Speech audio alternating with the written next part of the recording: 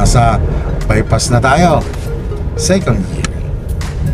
So nakita mo yun, yung mga sign, chevron sign, tinuturo kung saan ang direksyon. Tulad yan, ganyan sitwasyon ng kalsada, huwag ka magagagas dyan.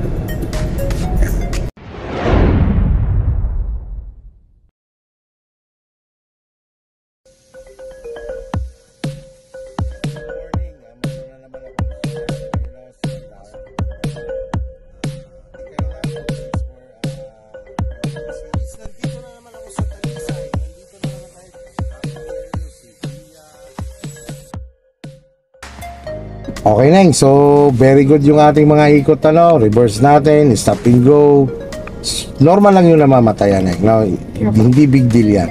Normal lang yan sa mga nag-aaral. Ang mahalaga doon, pagbalik mo, nakukuha mo agad siya. Hindi yung namamatayan, natataranta hanggang hindi na makaahon. So, ba't yung status mo naman? Siyempre, nabibigla mo lang talaga minsan. Ganun talaga. Okay, so this is the time na lumabas tayo ng bypass road. Punta tayo ng Alaminos, so magdadrive ka na ng normal. Yung kalsada na ating tatahakin ay may mga makakasabay ka na.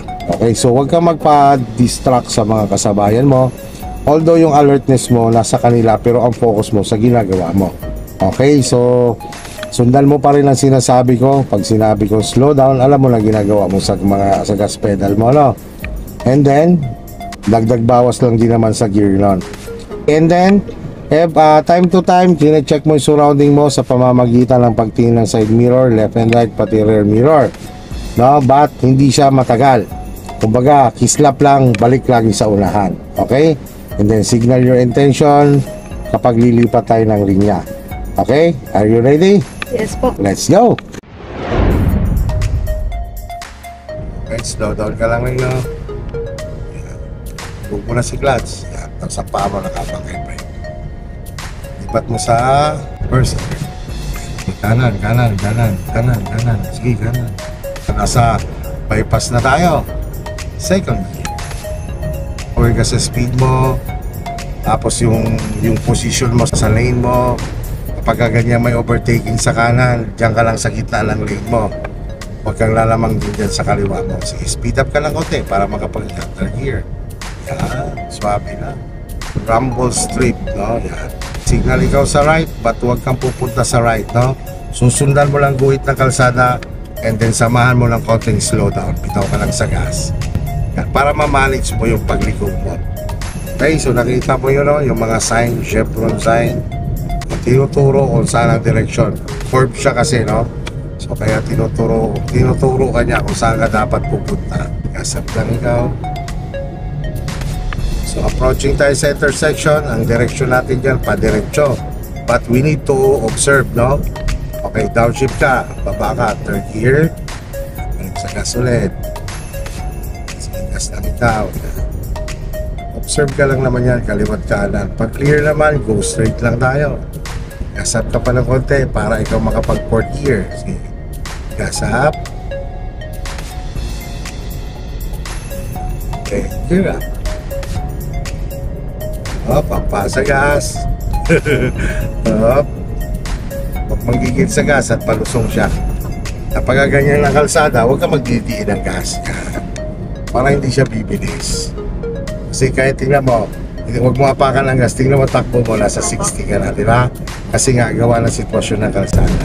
Dito, hindi pwede natin biglayin lang pigit ang manubela dito pag ganyan lang speed mo, no? Balik ka lang ulit sa gas. Yan lang yun, parang ka na nagdadrive ng automatic dyan. Alam mo na bumabagal, gasan mo siyang bahagya. Kahit wala, pag bumibilis, bitawan mo lang siya. Nakita mo, confusing pavement marking. Naka-broken siya pero kurba. So ang paalala ko dyan sa mga katulad yung mga baguhan ay huwag kayong overtake na hindi nyo natatanaw ang ulahan nyo lang malayo, no? Para sigurado. Dito naman, sa lubungan siya, so ang overtaking lane niya or line nasa kaliwa natin. Si Mia, no? Ayan na, si Mia.